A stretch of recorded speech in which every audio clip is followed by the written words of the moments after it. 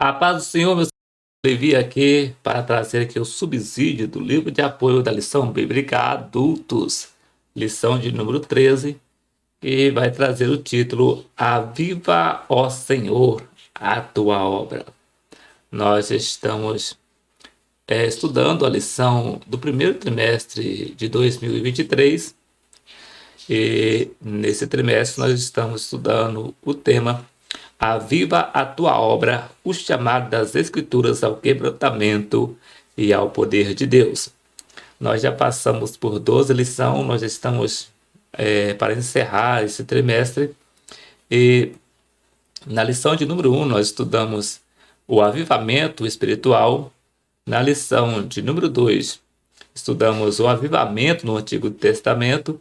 Na lição de número 3, nós estudamos o avivamento no Novo Testamento. Na lição de número 4, estudamos o ministério avivado de Jesus. Na lição de número 5, nós estudamos o avivamento na vida da igreja. Na lição de número 6, nós estudamos o avivamento no ministério de Pedro. E na lição de número 7, nós estudamos Estevão, um mártir avivado. E na lição de número 8, nós estudamos o avivamento espiritual no mundo. E na lição de número 9, estudamos o avivamento pentecostal no Brasil. E na lição de número 10, estudamos o avivamento na vida pessoal. Também estudamos a lição de número 11, que trouxe aqui o título O Avivamento e a Missão da Igreja. E na lição de número 12, que foi a última lição que nós estudamos, trouxe o título Vivendo no Espírito. E agora, para encerrar o trimestre primeiro trimestre de 2023, trazendo aqui o título dessa lição, Aviva, ó Senhor, a tua obra.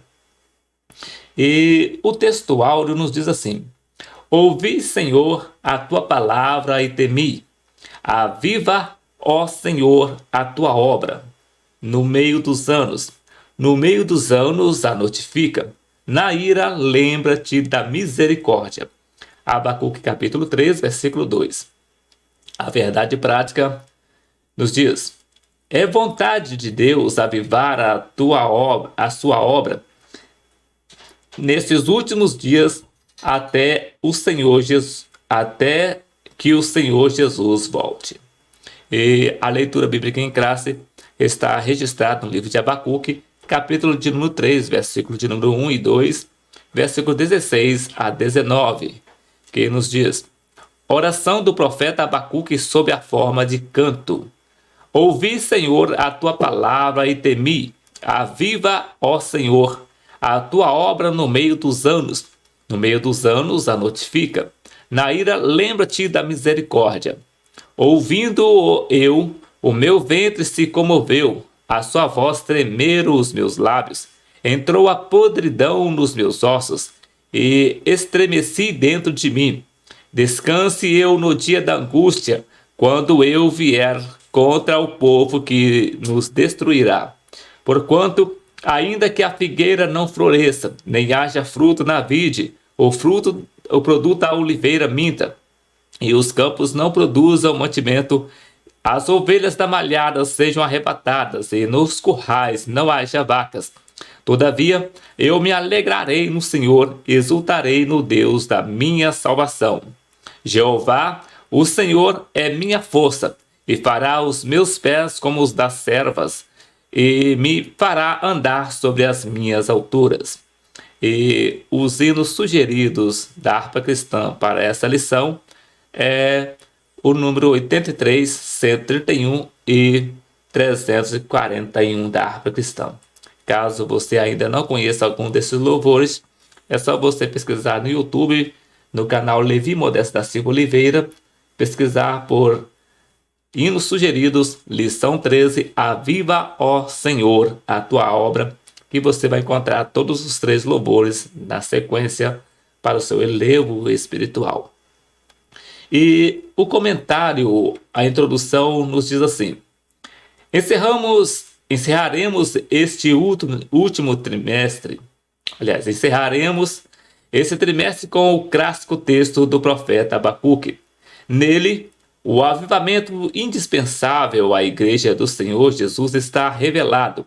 O clamor do profeta por um avivamento para seu povo deve ser o clamor da Igreja nesses últimos dias.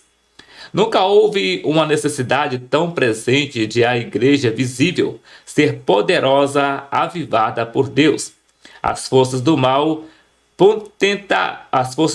tentarão pará-la, mas não prevalecerão, porque Jesus é o dono da Igreja.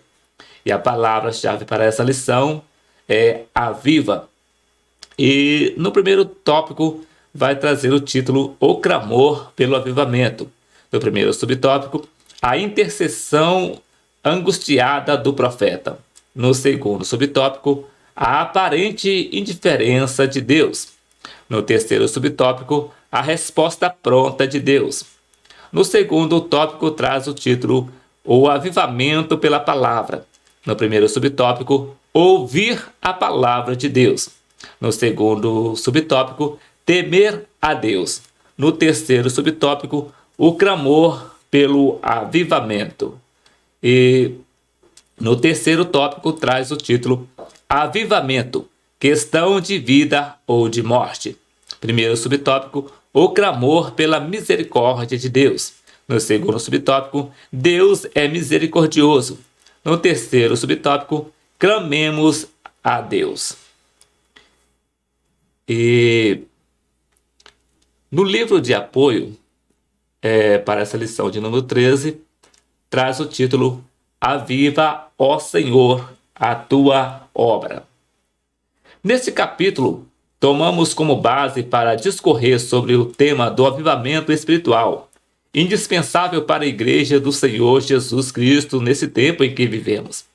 O texto de Abacuque, capítulo de número 3, versículo 1 e 2 e versículo 16 e 19, em que o profeta clamou ao Senhor por um avivamento para o seu povo, tendo em vista a situação deplorável em termos espirituais que se encontrava Israel.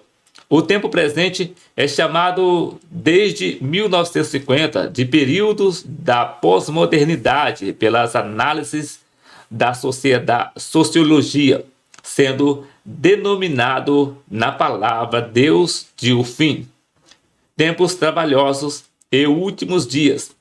Todas essas expressões bíblicas apontam para a realidade histórica e espiritual em que se encontrara o mundo antes da segunda vinda de Jesus. Os discípulos de Jesus tiveram a curiosidade de indagar-lhe sobre quando ocorreria a sua vinda e o fim do mundo, e que sinal haveria de ser visto. Jesus respondeu-lhes indicando vários sinais que marcariam de forma evidente quando ocorreria a sua vinda e o fim do mundo, ou seja, das chamadas ordens mundiais, que haveriam de ser estabelecidas até a consumação dos séculos. Dentre esses sinais, Jesus falou sobre o surgimento de falsos cristos e de eclosão de guerras e rumores de guerras. Ele falou de fomes e pestes e terremotos em vários lugares e alertou-os de que tais sinais não seriam o fim, mas o princípio das dores. Após mostrar mais sinais, ele concluiu dizendo: e por se multiplicar a iniquidade, o amor de muitos se esfriará, mas aquele que perseverar até o fim será salvo. E este evangelho do reino será pregado em todo o mundo, em testemunho a todas as gentes, e então virá o fim. Mateus capítulo 24, versículo 4 a 14.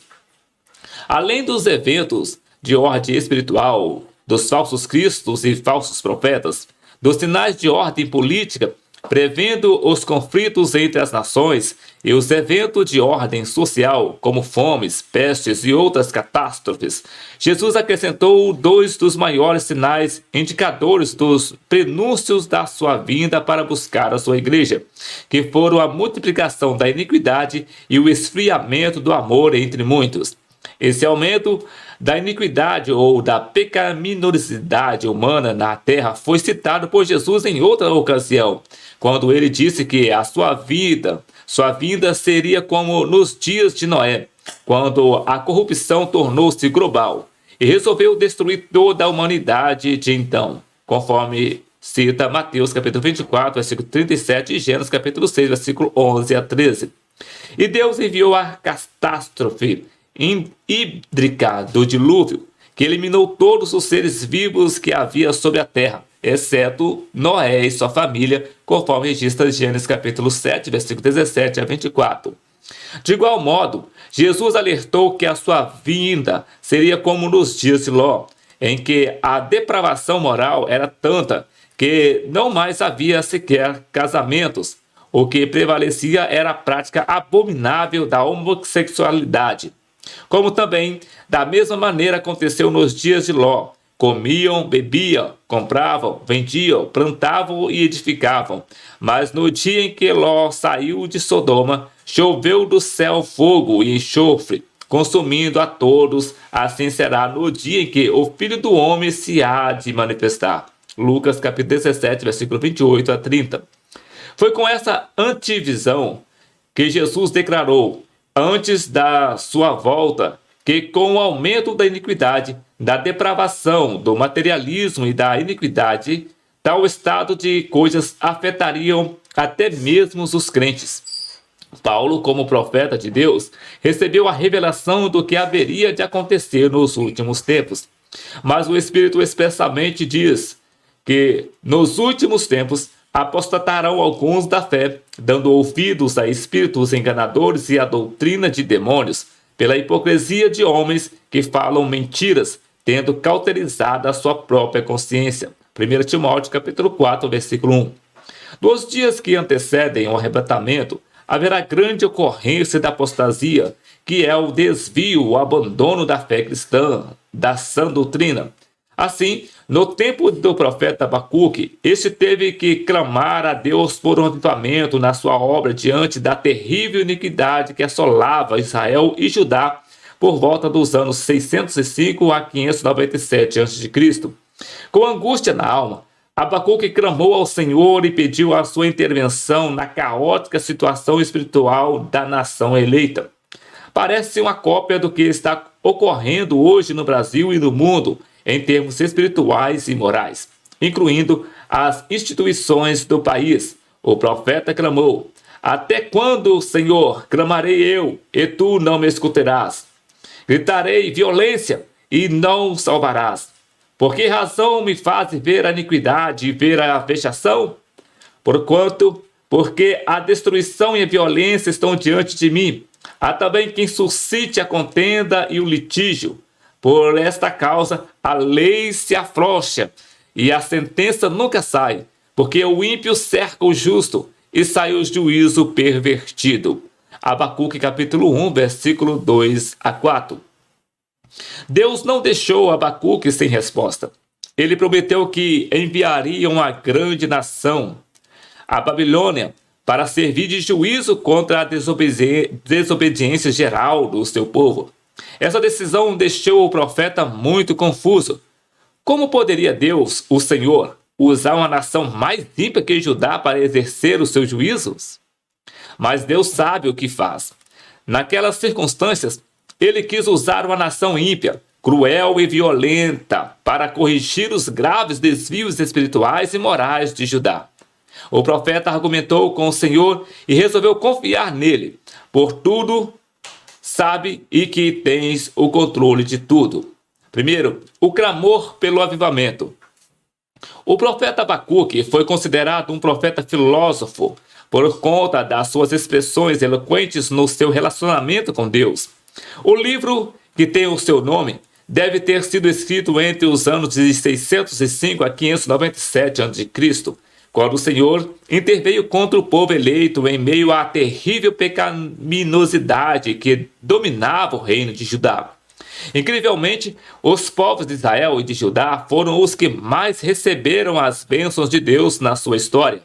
O seu livramento da escravidão egípcia, que durou mais de 400 anos por intervenção divina, seria suficiente para jamais aquele povo esquecesse da grande bondade e misericórdia de Deus para com ele, em cumprimento às promessas feitas pelo Senhor a Abraão, a Isaque e a Jacó.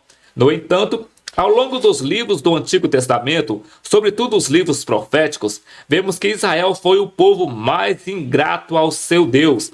Desde o livro de Juízes, a Bíblia registra que o Senhor considerou Israel como um povo obstinado. O profeta Abacuque registrou parte dessa história de falta de gratidão a Deus e de temor ao seu santo nome.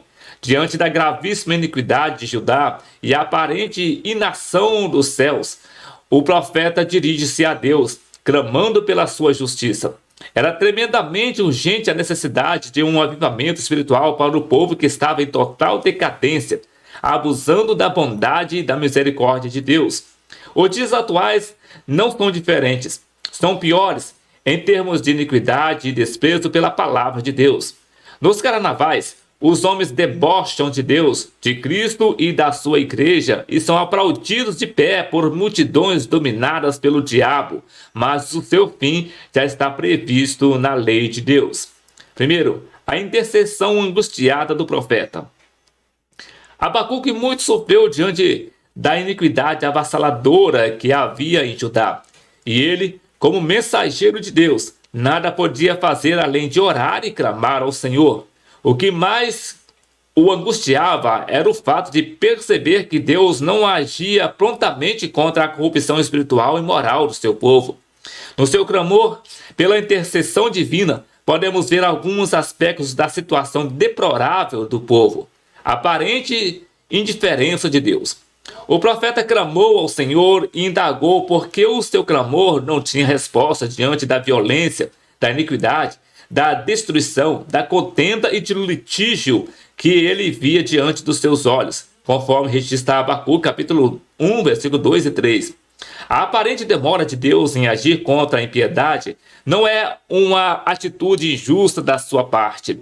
Na verdade, é a expressão da sua misericórdia e da sua longanimidade para com os transgressores. Ao longo de mais de 2000 anos, desde que Jesus trouxe ao mundo a mensagem do Evangelho, das boas novas da salvação, e a humanidade, na sua maioria, tem dado as costas para Deus. Assim como no tempo de Abacuque, os ímpios agem cada vez mais com desrespeito aos princípios de Deus. Todavia, ele não está morto. No seu tempo, já está programada a sua resposta a todos os que desprezam a sua palavra. Está escrito: os ímpios serão lançados no inferno e todas as nações que se esquecem de Deus, conforme cita Salmos de número 9, verso de número 17. É uma questão de tempo. Havia destruição e violência.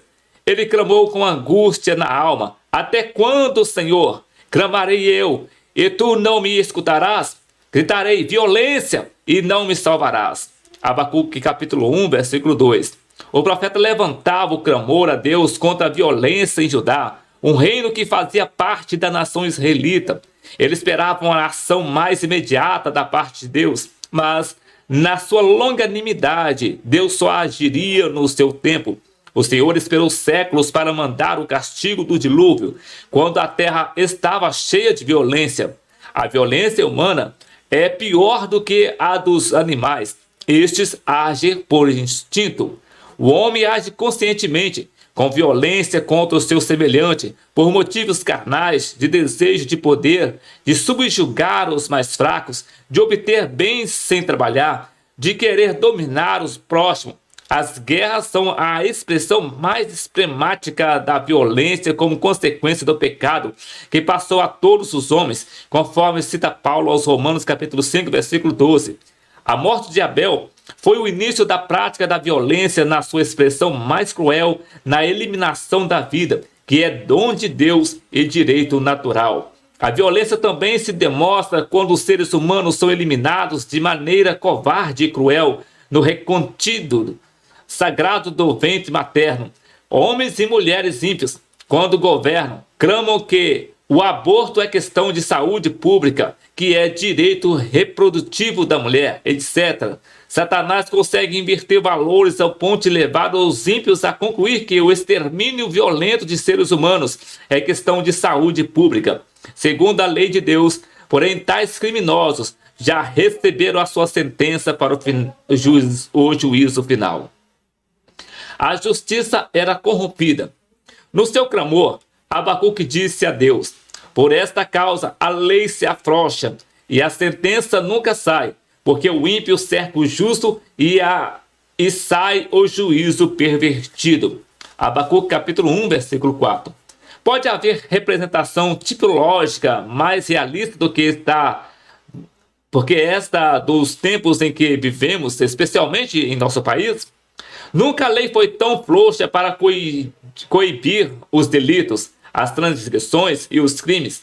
O poder judiciário brasileiro tornou-se um verdadeiro patronato de apoio e defesa dos que cometem perversidades e corrupções. Abacuque pareceu um repórter ou jornalista investigativo. Ele disse: a sentença nunca sai. Por acaso não é o que ocorre nas Supremas Cortes de nosso país? São tantos os chamados embargos declaratórios e embargos dos embargos, que criminosos são livres das suas penas sem serem sequer julgados, pois os seus crimes prescrevem pelo seu tempo decorrido.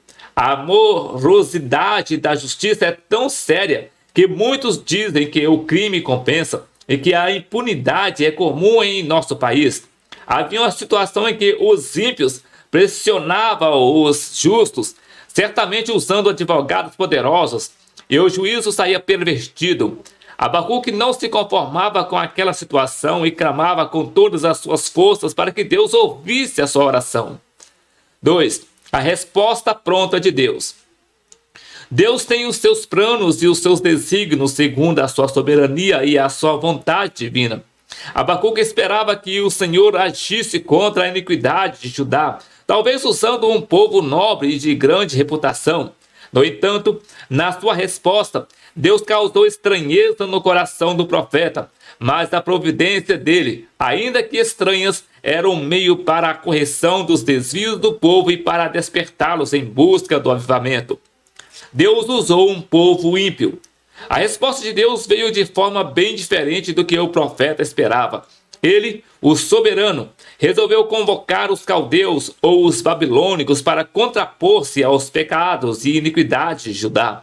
Ele chamou a Babilônia, o seu instrumento de correção, de nação amarga e apressada, uma nação horrível e terrível, cujos cavalos eram mais ligeiros que os leopardos e mais perspicazes que os lobos à tarde. Os caldeus seriam a espada de Deus, o chicote dos céus, para fazer Judá repensar os seus maus caminhos e converter-se das suas impiedades que já ultrapassavam os limites da tolerância de Deus.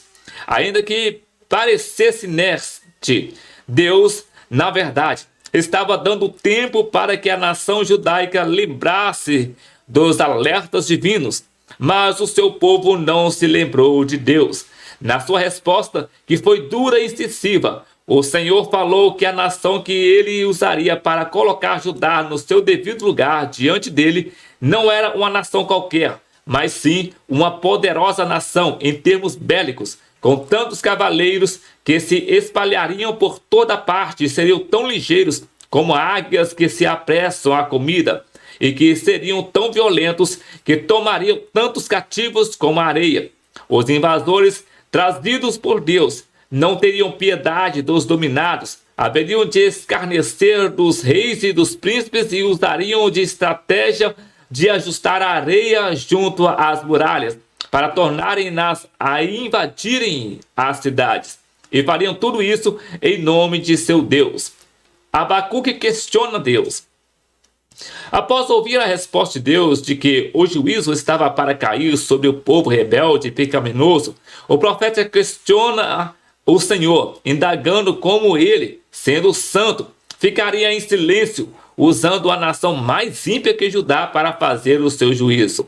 Certamente, o profeta ficou muito mais angustiado. Já estava clamando ao Senhor para que houvesse uma providência contra a corrupção generalizada na sua terra. Entretanto, ao ouvir que Deus usaria os babilônios para exercer o seu juízo, ele não entendeu tal medida. Por isso, em desespero, no capítulo 2, vemos ele dizer que se refugiaria na sua guarda, na fortaleza, para ver o que falava com ele daquela forma tão estranha, a fim de saber responder quando fosse arguido. A resposta de Deus. Sendo ele o Altíssimo, soberano e Rei Supremo, Deus mostra a sua grandeza e bondade para com as fraquezas e ignorância do homem. Em lugar de repreender o profeta pela sua altercação, o Senhor respondeu a Abacuque de forma bem detalhada, mostrando-lhe que ele estava a par de tudo o que estava ocorrendo em Judá. Na sua resposta, Deus mostrou o que o profeta deveria anotar, revelando aspectos muito significativos, não apenas para aquele povo, mas também para todos os homens, principalmente para o seu povo e a sua igreja. A visão bem legível.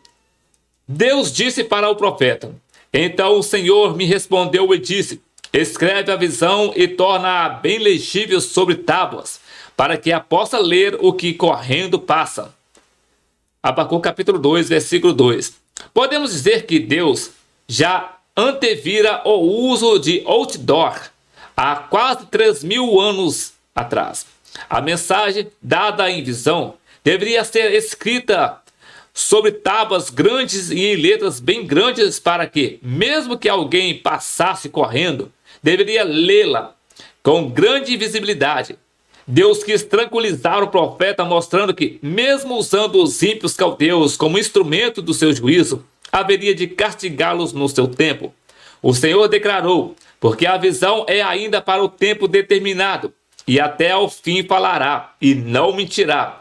Se tardar, espera-o, porque certamente virá, não tardará. Abacuque capítulo 2, versículo 3.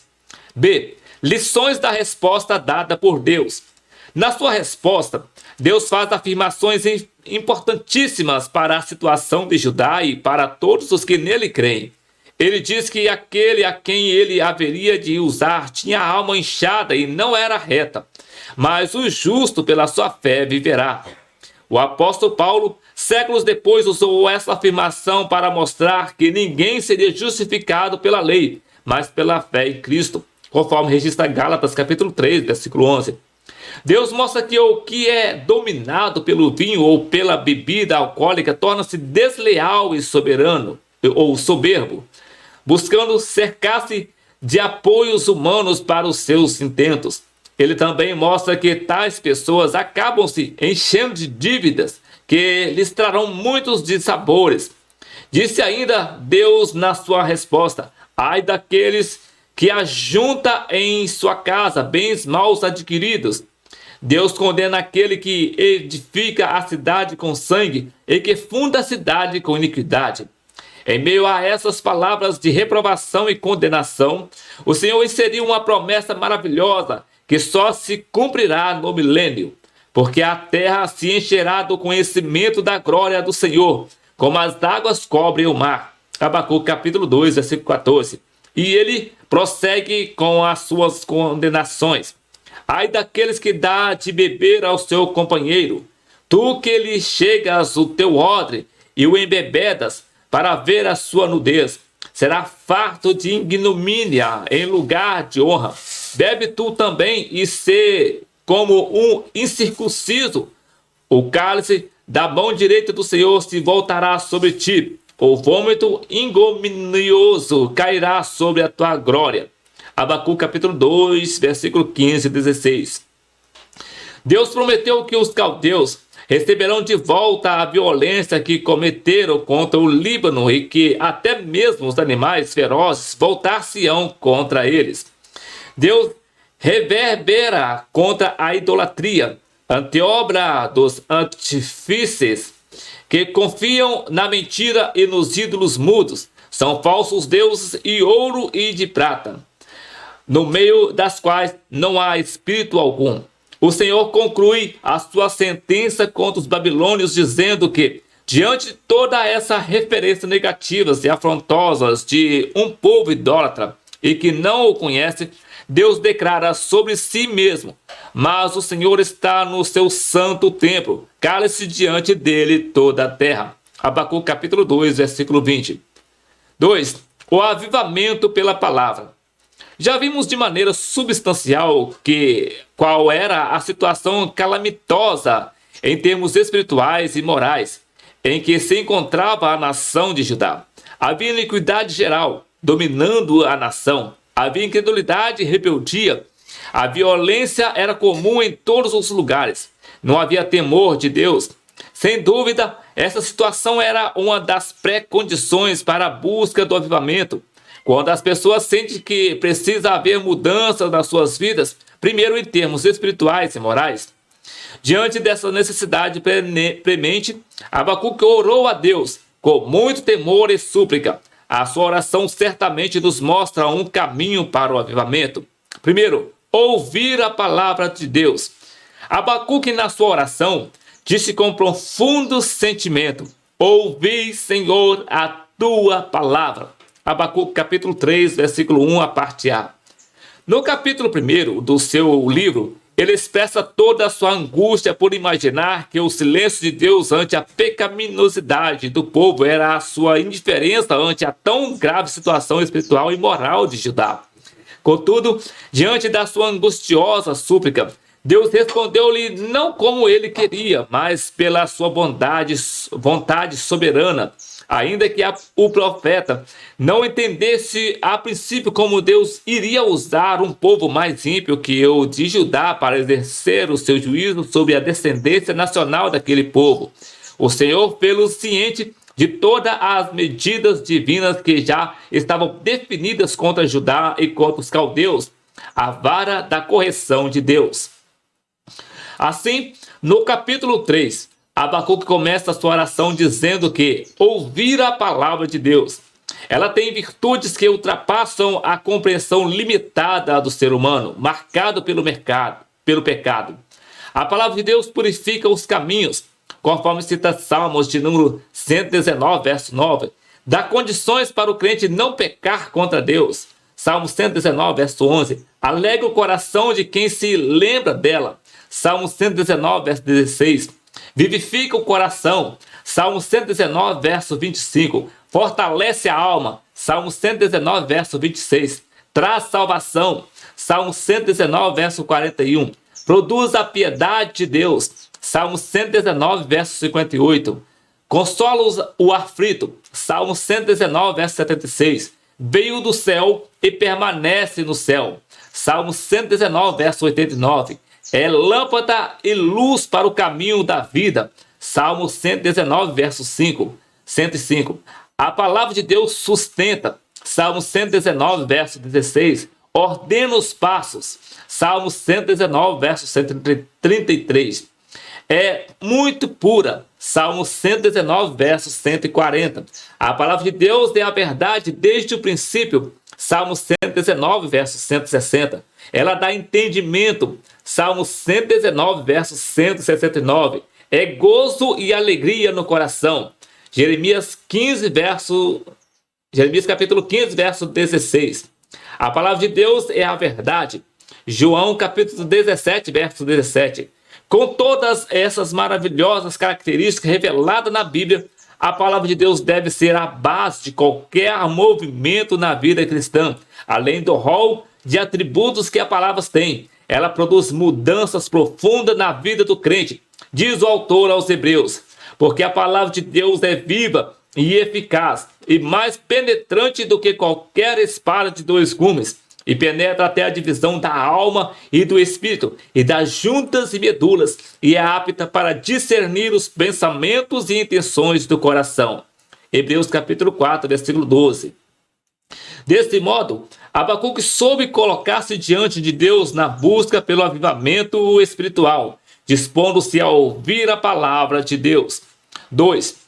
Temer a Deus. Ao ouvir a palavra de Deus, Abacuque diz na sua oração que ele temeu ao Senhor. Não pode haver avivamento se não houver temor a Deus. O temor de Deus é a base da sabedoria que é indispensável para que um avivamento seja genuíno e seguro diante dele. O salmista escreveu: o temor do Senhor é o princípio da sabedoria. Bom entendimento tem todos os que lhe obedecem. O seu louvor permanece para sempre. Salmo 111, verso de número 10. O temor de Deus não pode ser confundido com o sentimento de medo, de pavor ou de terror. Significa ter profunda reverência a Ele em todos os aspectos da vida. Por isso, é a base ou o princípio da sabedoria. Com essa visão, Abacuque, ao ouvir a palavra do Senhor, temeu. Ele viu que a palavra de Deus tinha um tom muito grave, até mesmo assustador, diante da lógica humana. Deus haveria de usar um povo mais ímpio do que Judá para ensinar a sua vontade, e logo depois haveria de castigar o povo estranho, usado como justiça de Deus. Por isso, o profeta exclamou: ouvi, Senhor, a tua palavra e temi. Terceiro, o clamor pelo avivamento. Na sua oração e no seu clamor, Abacuque roga a Deus que avive a sua obra no meio dos anos. Ouvi, Senhor, a tua palavra e temi. Aviva, ó Senhor, a tua obra no meio dos anos. No meio dos anos a notifica. Na ira, lembra-te da misericórdia. Abacuque capítulo 3, versículo de número 2. Depois que o profeta entendeu que o juízo de Deus seria tremendo sobre o povo desobediente e ouviu a sua palavra com temor, ele clamou a Deus pelo avivamento espiritual de Judá. 3 pedidos ele fez a Deus em favor da restauração espiritual do seu povo. Primeiro, ele pediu avivamento para a sua obra. Por causa da desobediência e da iniquidade nacional, Judá estava destinada à destruição, pois sem a presença e o poder de Deus, a nação não sobreviveria, não só em termos espirituais, mas também em termos humanos. Ela sucumbiria ao cativeiro e perderia a sua identidade nacional. Compreendendo essa trágica realidade, Abacuque clama a Deus para que avive a sua obra, ou seja, a sua ação poderosa no relacionamento com a nação eleita, que estava sendo destruída pelo pecado da transgressão, da apostasia, da idolatria e de tantos outros males a que dera lugar. Ele pedia a Deus que avivasse a sua obra no meio dos anos. No seu entender, Judá estava vivendo um período intermediário na sua história. Se o profeta vivesse hoje, provavelmente a sua oração teria outro teor. Diante da situação de decadência espiritual que tem dominado as igrejas em muitos lugares, como na Europa, nos Estados Unidos e em outras partes do mundo, ele clamaria a Deus pedindo pelo avivamento nos fins dos anos ou nos fins dos tempos. Essa oração deveria ser feita nos dias presentes em todas as igrejas chamadas cristãs, assim como as igrejas históricas, as que resultaram da reforma do século XVI. Tornaram-se formalistas, dominadas por uma teologia academicista, caracterizada por palavras persuasivas de sabedoria humana, em que não há lugar para demonstração do Espírito e de poder, conforme Paulo cita aos 1 Coríntios, capítulo 2, versículo 4. Grande parte das igrejas evangélicas passa por uma frieza espiritual tão grande que já chega a ser uma mornidão, tipificada pela igreja de Laodiceia, a quem se dirigiu Jesus dizendo: eu sei as tuas obras, que nem és frio nem quente, tomara que fora frio ou quente. Assim, porque és morno e não és frio nem quente, vomitar-te-ei da minha boca. Como dizes, rico sou e estou enriquecido e de nada tenho falta. E não sabes que é um desgraçado e miserável e pobre e cego e nu.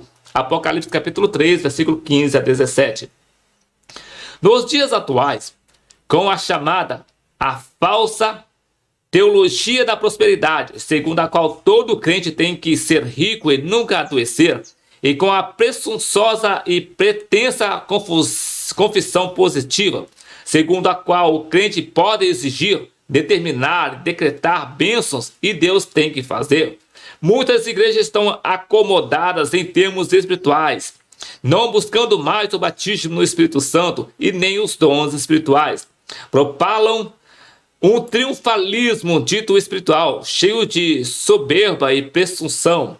Em consequência, há uma falsa espiritualidade e um falso avivamento, marcados pelo emocionalismo e pelo exibicionismo, que produzem louvor e glória para certos pregadores que se aproveitam desse clima humanitarista e humanista triunfalista para ganharem muito dinheiro. Tais pregadores promovem um verdadeiro mercantilismo em que as bênçãos são compradas, vendidas ou trocadas por dinheiro. Paulo bem definiu esse tipo de evangelho e de pregadores. O fim deles é a perdição. O Deus deles é o ventre, e a glória deles é para a confusão deles mesmos, que só pensam nas coisas terrestres. Filipenses capítulo 3, versículo 19. Ele também disse: porque tais falsos apóstolos são obreiros fraudulentos, transfigurando-se em apóstolos de Cristo. 2 Coríntios capítulo 11, versículo 13. Lamentavelmente, muitas pessoas, por causa das suas carências e necessidades, correm atrás deste tipo de evangelho. São obreiros desonestos sobre que Paulo advertiu, aos quais convém tapar a boca. Homens que transtornam as casas inteiras, ensinando que não convém por torpe ganância. Tito capítulo 1, versículo 11. É tempo de clamarmos a Deus: aviva, Senhor, a tua obra nesses tempos trabalhosos. Quarto, a alegria pelo avivamento. Abacuque termina a sua angustiosa busca pela misericórdia, pelo avivamento espiritual para a obra de Deus, concluindo com uma mensagem de elevado sentido espiritual e emocional para alguém que está desesperado ante a miséria espiritual do seu povo e da aparente inércia de Deus, dissipada pela palavra que lhe deu o Senhor como resposta para as suas preocupações aflitivas. Ele demonstra ter sido possuído por um sentimento grande, esperança, fé e otimismo. Portanto, ainda que a figueira não floresça, nem haja fruto na vide, o fruto da oliveira minta, e os campos não produzam mantimento, as ovelhas da malhada sejam arrebatadas, e nos currais não haja vaca, todavia eu me alegrarei no Senhor, exultarei no Deus da minha salvação. Jeová, o Senhor, é minha força, e fará os meus pés como os das servas, e me fará andar sobre as minhas alturas. Abacuque capítulo 3, versículo 17 a 19. Terceiro, avivamento, questão de vida ou de morte. Primeiro, o clamor pela misericórdia de Deus. No seu clamor a Deus pelo avivamento da sua obra, Abacuque inclui o clamor pela misericórdia do Senhor diante das terríveis consequências do juízo de Deus sobre a nação impenitente que se comportava de modo leviano em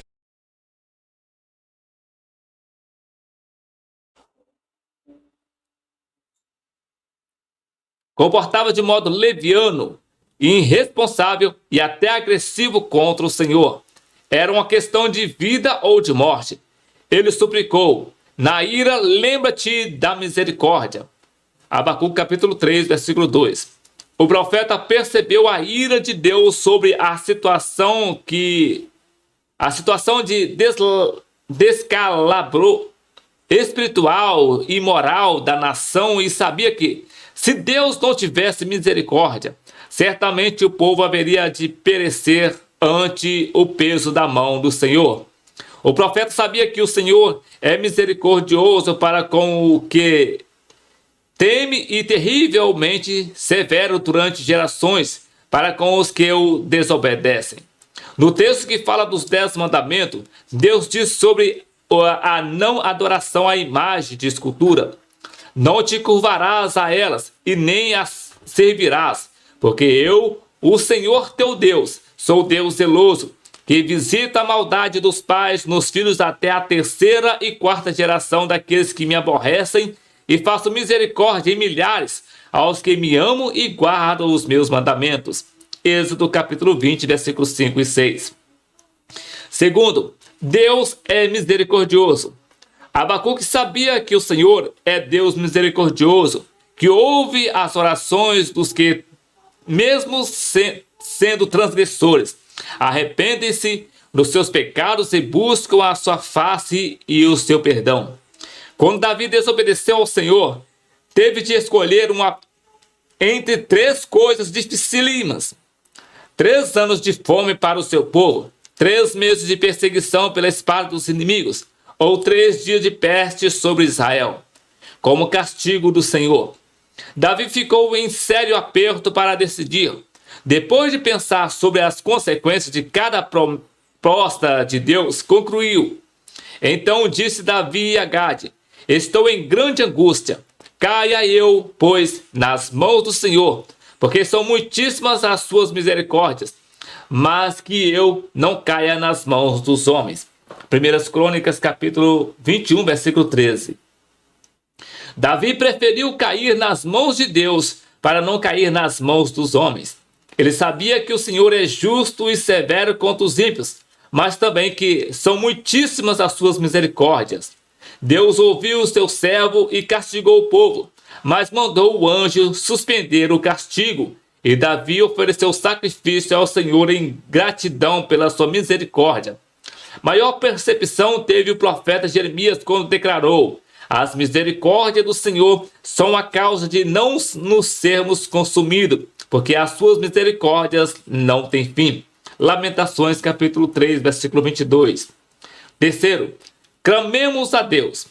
Nos tempos difíceis em que vivemos, quando a frieza espiritual tem dominado muitas igrejas, com a aceitação das influências do modernismo e do liberalismo teológico, que é a condescendente com o mundo e o pecado, já infiltrado no seio dos evangélicos, precisamos clamar a Deus pelo avivamento espiritual e pela sua misericórdia, para que na vinda de Jesus, o número dos que hão de ficar para a grande tribulação seja reduzido. Sem dúvida alguma, o Senhor não está satisfeito com o estado espiritual de muitos que se dizem cristãos.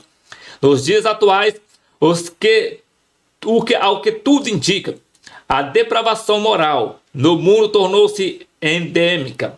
Em grande parte da humanidade, não há mais o menor sentimento de vergonha e pudor.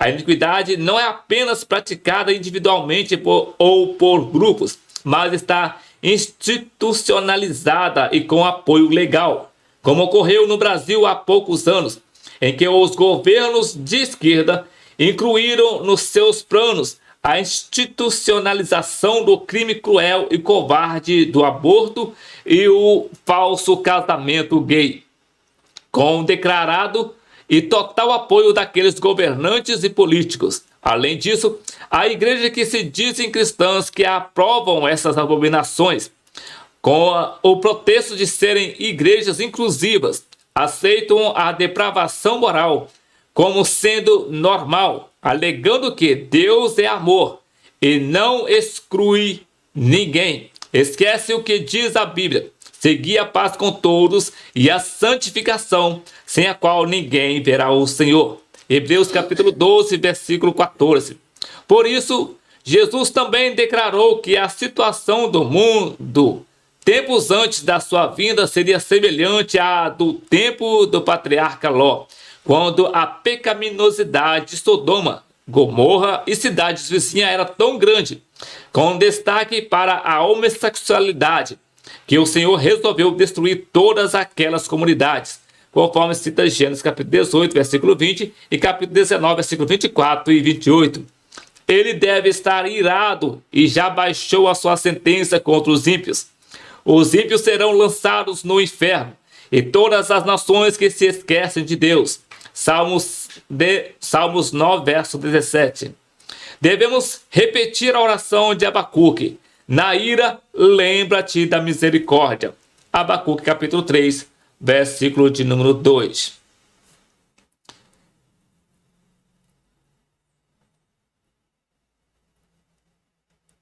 E na conclusão dessa lição diz assim: assim como Abacuque orou a Deus, clamando por um avivamento à sua obra, devemos também clamar ao Senhor por um avivamento genuíno e poderoso nas igrejas locais.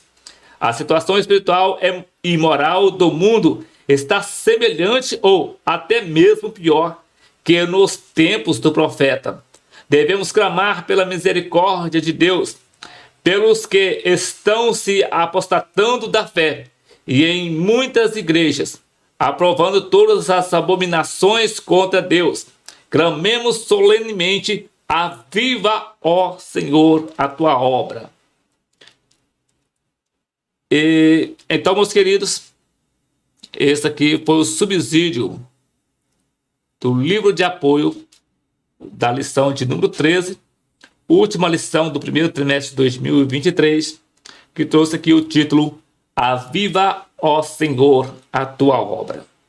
Na próxima semana, querendo o Senhor Jesus, nós regressaremos aqui para iniciarmos aqui a lição de número o segundo trimestre de 2023, que vai trazer o título Relacionamento em Família, superando desafios e problemas com exemplos da palavra de Deus. E na lição de número 1, trazendo o título Quando a família age por conta própria. Então, que Deus em Cristo abençoe a sua vida e até o próximo vídeo, querendo o Senhor Jesus.